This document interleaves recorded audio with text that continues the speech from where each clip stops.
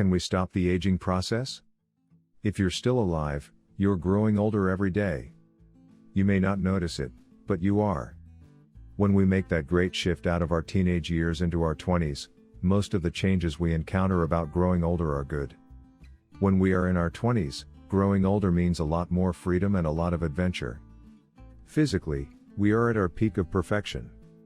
In our 30s, we are starting to enjoy many of the benefits of growing older as we accumulate more wisdom and in most cases and continue to have a body and a brain that's still in great shape. But there comes a time, perhaps in our 5th decade, or our 6th, when growing older starts to have some negative effects we don't like.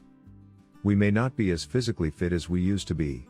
We start to get sags and bags. We get aches and pains. We may be showing some forgetfulness. Our beautiful perfection of youth is gone. Why do we age? Over the centuries, people have often wondered how our bodies grow and develop from a tiny fertilized egg to a newborn baby, to a young child, then to a teenager and, finally, to a young adult. A huge number of very complex changes within our bodies must happen perfectly to achieve this. Once we grow into our adult perfection, why can't we just stay there? Why do we have to age? And can we stop it? Doctors and scientists used to take aging for granted. Scientists used to think that because aging was a natural process, there was no need to investigate it.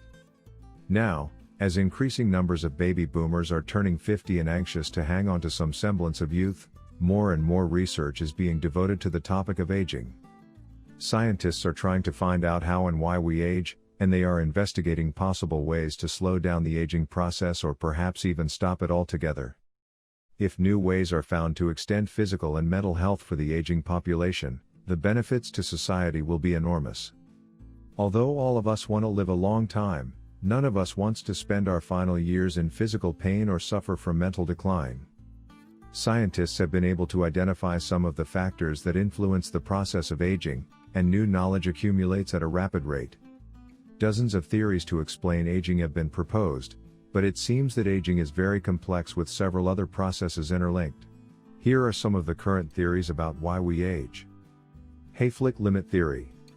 Two scientists in the 1960s noticed that many human cells would divide a limited number of times, then stop. If the cells were well fed, they divided faster. Body cells may have a built-in genetic program that tells them not to reproduce anymore. Free radical theory. Free radicals are molecules or atoms that have an unpaired electron. To be electrically balanced, these molecules or atoms will grab an electron from a nearby atom, thereby creating another free radical. This will eventually result in a cascading chain of damage to cells and organs. A free radical formation may not account for all the symptoms of aging, but it probably does play an important part in accelerating cellular damage. Free radicals are unavoidable. They are an inevitable consequence of living in a physical body. However, there are steps we can take to slow down free radical damage, such as avoiding pollutants and eating a lot of fresh fruits and vegetables. The telomere theory. Telomeres are special types of chemicals that seem to have some ability to protect the chromosomes inside our cells. Every time our cells divide, the telomeres become shorter and less able to protect the chromosome. This may explain why the cells eventually become damaged and die.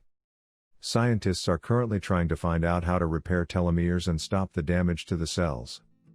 Glycation. When proteins in your body react with excess blood sugar, the proteins become damaged. This process is known as glycation. These sugar-damaged proteins may contribute to the breakdown of many other systems in the body. People who have diabetes or problems with insulin resistance are particularly vulnerable to glycation damage because of abnormalities in their blood sugar levels.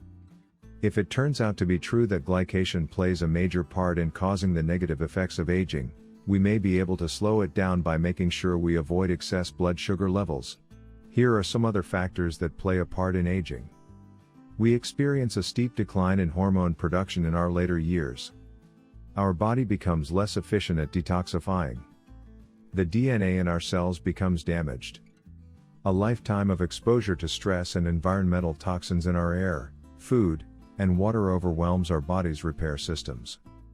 These are some of the explanations for why we age, but it's not a complete picture. At present, we don't yet know all the reasons for this process. And so far, there is no single magic bullet to stop it.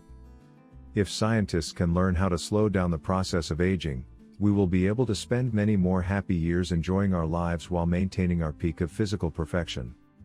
And that's something to look forward to.